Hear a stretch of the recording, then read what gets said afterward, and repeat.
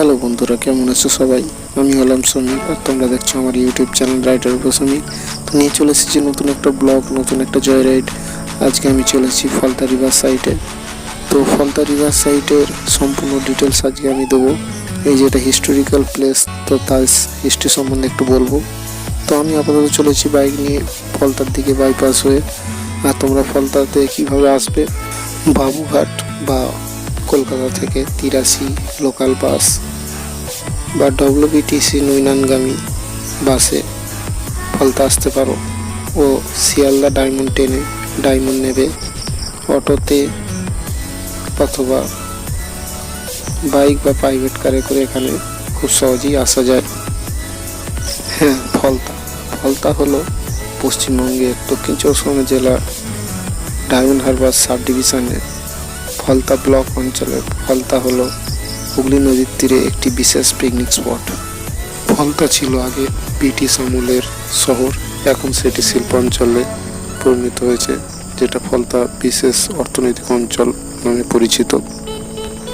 ফলতায় আছে ফলতা বসু বিজ্ঞান মন্দির, ফলতা কেল্লা, ফলতা পুরনো জেটি, ফলতা 5 স্টার হোটেল এবং Falta river side picnic spot.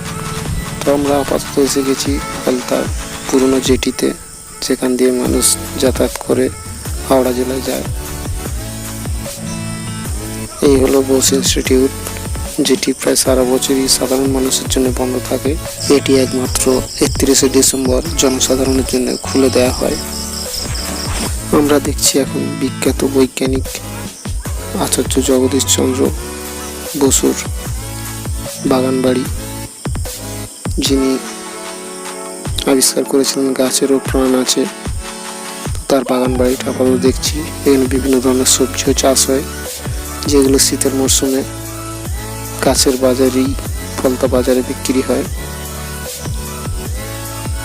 তো তার এই বাসভবনটি আমি দূর থেকে দেখাবার চেষ্টা করেছি মাত্র। তো এখানেই শুটিং হয়েছিল ত্যাগ বইয়ের এবং প্রসেনজিৎ তাপস পালে অভিনীত ত্যাগ বইটি গোটা ফলতাতেই কিন্তু শুটিংটা হয়েছিল। ফলতা আরও বিভিন্ন স্পট আছে, সেগুলো আমি দেখাচ্ছি একটু পরে। হ্যাঁ, ফলতা এমন একটি জায়গা যেখানে সারা বছর টুরিস্টদের ভিড় লেগেই থাকে এবং বিভিন্ন বাংলা বই ও সিরিয়ালের শুটিং হয়ে থাকে। কয়েকটা বইয়ের আমি নাম উল্লেখ করছি: ত্যাগ, গুরুদক্ষিণা, হীরক জয়ন্তী, বকুল পিয়া ইত্যাদি বাংলা ছবির শুটিং হয়েছে। বেশিরভাগটাই ফলতা পিকনিক স্পটে শুটিং হয়েছে। এছাড়া ফলতার বিভিন্ন অঞ্চলে এই শুটিংগুলো হয়ে থাকে। তো আমরা এখন উপস্থিত হয়েছি ফলতা নতুন জেটিতে, যেটি ফলতা তেঁতুলতলার ঠিক অপোজিট ডাইরেকশনে এটি নির্মাণ করা হয়েছে। এটি এখনও সাধারণ মানুষের জন্য খুলে দেওয়া হয়নি। এটা এখন কবে খুলবে তাও ঠিক জানা নেই। থেকে ফলতার অনেকটাই ভিউ লক্ষ্য করা যায়, সিনিক ভিউ এখান থেকে অনেকটাই উপভোগ করা যায়। তো সেটিকে একটু উপভোগ করে নাও। তো এবার একটু এখানকার ইতিহাস সম্বন্ধে বলি। একসময় 1756 খ্রিস্টাব্দে 20 জুন বাংলার নবাব সিরাজউদ্দৌলা ইংরেজ সাহেব গভর্নর ডেককে আক্রমণ করেছিল। তখন নবাবের ভয়ে ডেক সাহেব এই ফলতায় পালিয়ে আসে এবং এখানে বসে ডেক সাহেব কলিকাতা দখল ও পলাশী যুদ্ধের ষড়যন্ত্র করেছিল। এর ঠিক পাশ জেটিটি সেই ব্রিটিশ আমলের তৈরি যেটি এখন কলকাতা পোর্ট ট্রাস্ট মেনটেন্যান্স করে, আর তাদের আন্ডারেই রয়েছে এই পোর্ট ট্রাস্ট। সেই পোর্ট ট্রাস্টের অফিস এবং বাগান, যেখান থেকে এটা মেনটেন্যান্স হয় এই পুরনো জেটিটি একটি বড় ইতিহাস বহন করে। তখনকার দিনে ভারতীয় ইতিহাসে প্রায় 30 একর জায়গা নিয়ে কেল্লা তৈরি হয়েছিল এবং সেই কেল্লার সঙ্গে এটা একটা বড় যোগসূত্র। তখনকার দিনে ডাচ তারা এই ফোর্টটি নির্মাণ করেছিল। ডাচরা এক ধরনের বণিক। তো তখনকার দিনে এই বণিকরা তাদের যাতায়াত সুবিধে এবং মালপত্র আনয়নের জন্য এটি রেস্ট বন্দর হিসাবে ব্যবহার করত, তার জন্য এটা নির্মাণ করেছিল। তারপর ইউনাইটেড ইস্ট ইন্ডিয়া কোম্পানি যখন কেল্লাতে তাদের ব্যবসা শুরু করে, বারুদের ব্যবসা, সেই বারুদ সারা ভারতবর্ষে ছড়িয়ে দিতে এটাই ছিল একমাত্র যোগাযোগ পথ।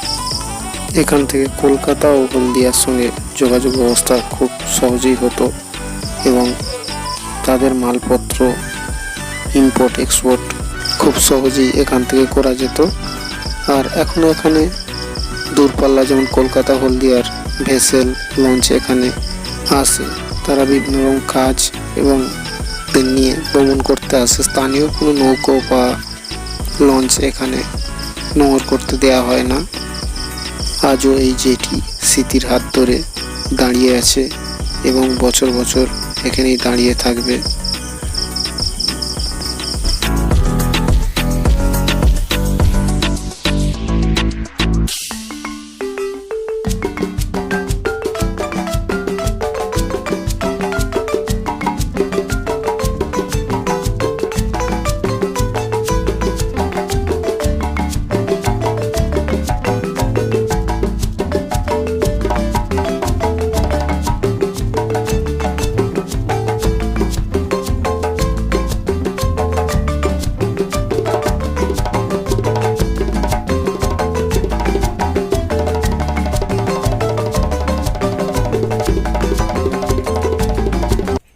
বন্ধুরা, এই সেই কেল্লা যেটা ডাচেরা নির্মাণ করেছিল, তাই এটাকে ডাচ ফোর্ট বলা হয়। আর তার আগে এখানে পর্তুগিজরা এসেছিল। 1602 সালে ওলন্দাজরা ইউনাইটেড ইস্ট ইন্ডিয়া নামে এখানে বাণিজ্য শুরু করে। এখানে তখন ভারত তৈরি হতো, যা ভারতবর্ষের বিভিন্ন প্রান্তে ছড়িয়ে পড়তো।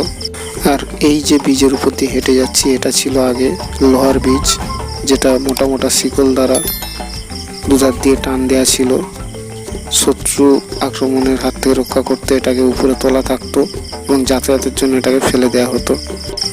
আজও এই কেল্লাটি অক্ষতভাবে দাঁড়িয়ে আছে, কিন্তু কালের হাতে পড়ে ধীরে ধীরে এর ক্ষয় হতে চলেছে, কারণ একে মেনটেনেন্স করার মতন কেউই নেই। এই কেল্লা নিয়ে বিভিন্ন মতবাদ আছে। এখানকার স্থানীয় লোকরা বলে এটা বাংলার নবাব সিরাজউদ্দৌলাতের কেল্লা, কিন্তু আদৌ কতটা তা সত্যি তা ইতিহাসের পাতা থেকেই পাওয়া যায়। এখানকার সম্বন্ধে কিছু বাংলা ব্লগস আমি নেটে দেখেছি, তার ওয়েবসাইট, তার লিংক আমি ডেসক্রিপশন বক্সে দিয়ে দেবো, ওখান থেকে ভিজিট করে নেবে। তো আপাতত যে স্তম্ভটি দেখতে পাচ্ছ, এটি তখনকার দিনে শত্রুদের হাত থেকে রক্ষা করতে এই স্তম্ভ থেকে লক্ষ্য রাখা হতো। সেই স্তম্ভটি এখনও অক্ষতভাবে দাঁড়িয়ে আছে। এখনকার দিনে এই কেল্লায় 2টি কামান ছিল, যার একটি কামান এখন এই ফলতা থানায় এনে রাখা হয়েছে। তখনকার দিনের ওসি সি হিরণময় প্রমাণিক 23শে জানুয়ারি 1960 সালে এই কামানটি ফলতা থানায় নিয়ে আসে। এর গায়েতে একটি মুকুটের ছবি আছে, যার নিচে পি লেখাটি দেখতে পাওয়া যায়, যেটি থেকে প্রমাণ পাওয়া যায় যে এটি ব্রিটিশ কালেরই কামান। তার এই ছবিটি দেখো।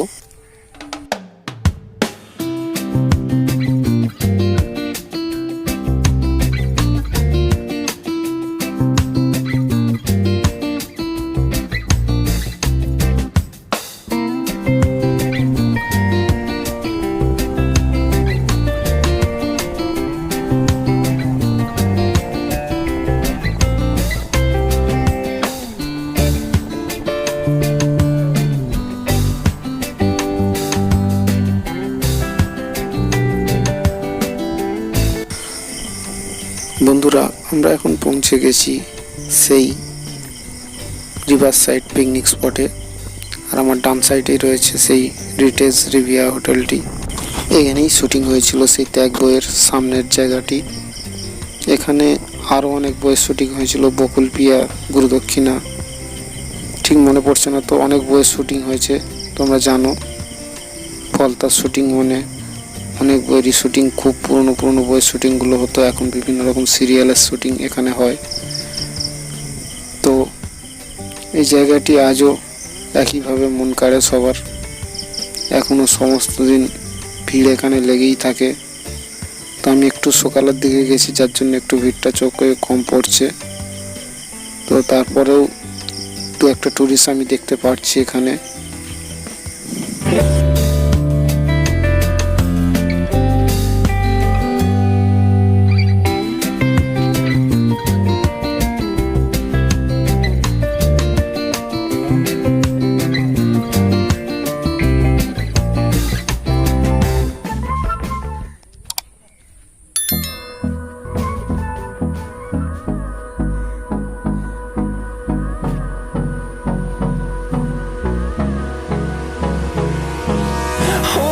Close till I get up.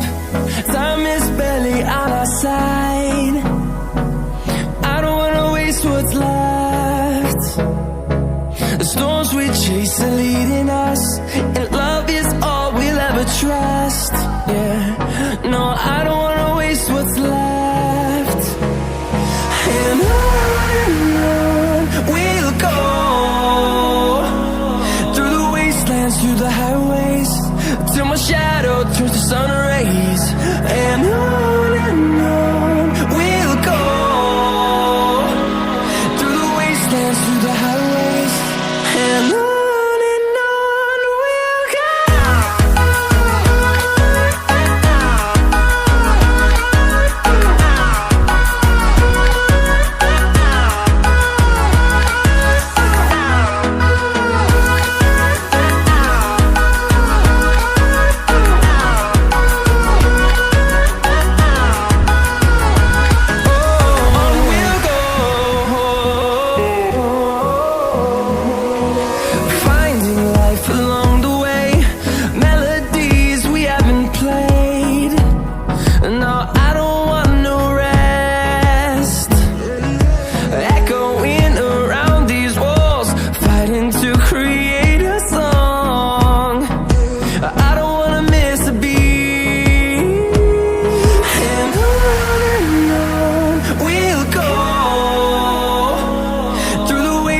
Through the highways, till my shadow turns to sun rays. And on we'll go, through the wastelands, through the highways. And on we'll go.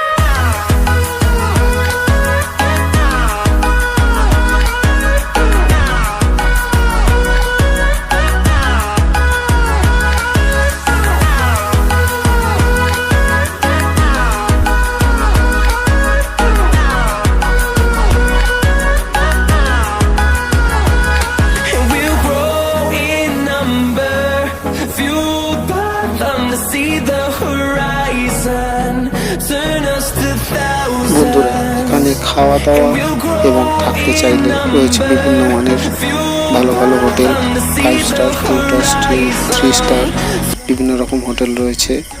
তার মধ্যেই রিটেজ রিভিয়া, এটা 5 স্টার হোটেল। এখানে তোমরা অনায়াসেই 1-2 দিন কাটিয়ে যেতে পারো। সপ্তাহান্তে এখানে ঘুরতে আসতেই পারো। আর সবশেষে বলে রাখি, এখানে সারা বছরই বুকিং হয়, সারা বছরই খোলা থাকে এই হোটেলগুলি, পিকনিক স্পটগুলি। বন্ধুরা, আমার এই ভিডিও ইনফরমেশান যদি ভালো লাগে তাহলে অবশ্যই একটা লাইক, শেয়ার অ্যান্ড সাবস্ক্রাইব করে যাবে। আর তোমাদের এই একটু সাপোর্ট আমাকে অনেক সাহস দেবে যে ভবিষ্যতে আরও ভালো ভালো ভিডিও বানাই। তো দেখা হচ্ছে পরের ভিডিওতে। জয় হিন্দ, বন্দে মাতরম।